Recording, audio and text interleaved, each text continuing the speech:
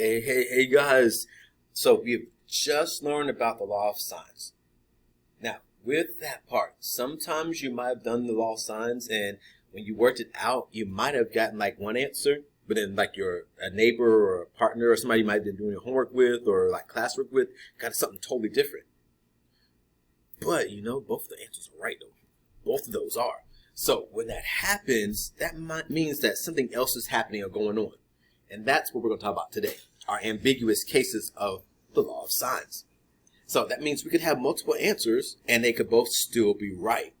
So as we're going throughout today, we're going to take a look at some of the actual rules for it, and then we're going to take a look at examples and everything. So it might be a little bit different. We're going to break it up a little bit, like do one part and then do an example, then do another part and then do an example, and then go from there. So with that part, let's go to our first thing here.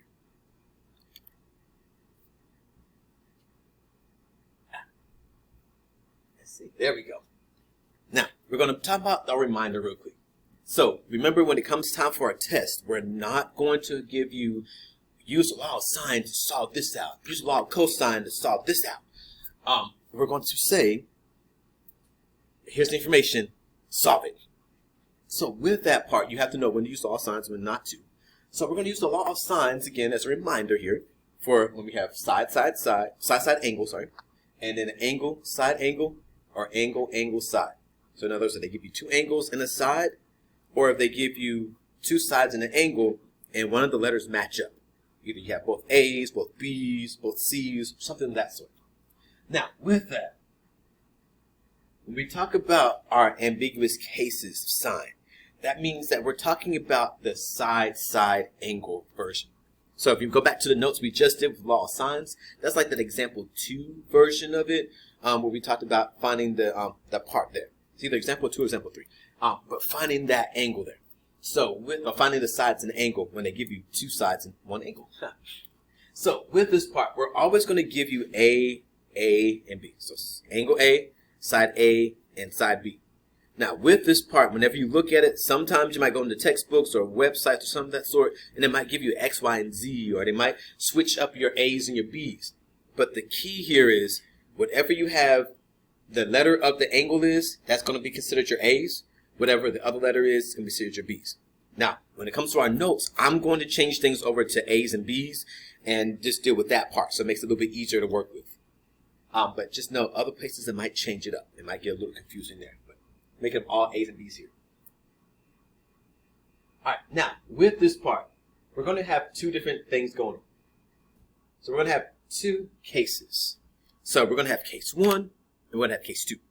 But case 1 just says that if our angle that we give you is greater than 90, we're going to follow one of these two things here. So again, if your angle is greater than 90, we're going to follow one of these two things. So one thing is, if your side A is less than or equal to side B, that means there's no solutions in the actual problem at all. There's no triangle here. It doesn't work. It's weird. Nothing connects. It doesn't work it out. So with that part, if you want to see a picture of that, go back to my notes on Canvas there, and you'll be able to see that there, right, what it looks like. Now for the other one, we'll have where A is going to be greater than B. And if this happens, that means we have one solution for the triangle. So that means for every angle, A, B, C, and then side A, B, and C, there's only one answer that goes for everything. One answer for each one of them. So there's no other answers that could work for. So there's only one answer for each. So with that part, that's kind of like going back to what we've been doing the whole time. We found the law of sine, we used the law of sines and found all the answers. We found one answer for every single letter. That's what one solution means. So with that part, that's what we've been doing. So nothing's changed, nothing's new there. So we have those two things happening. So let's go to example 1, and we're going to look at A first.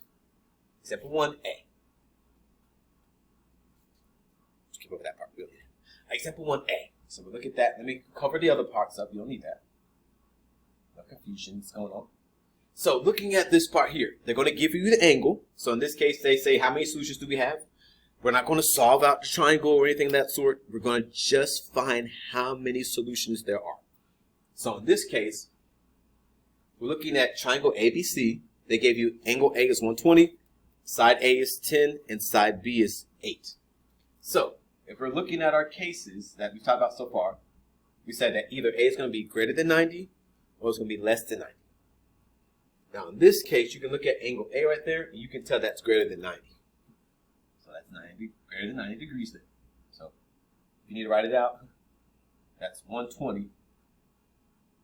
20. There you go. It's greater than 90 degrees. So that means we're going to deal with case 1. Automatic. Case 1. There we go. Now, from there, case 1 just talks about A and B. So just like we said. A and B. We're going to put the numbers down and we're going to see whether it's greater than 1 or if it's less than 1. If it's A is greater than B or A is less than B. And go from there. So we know A is 10. We know 8 is B.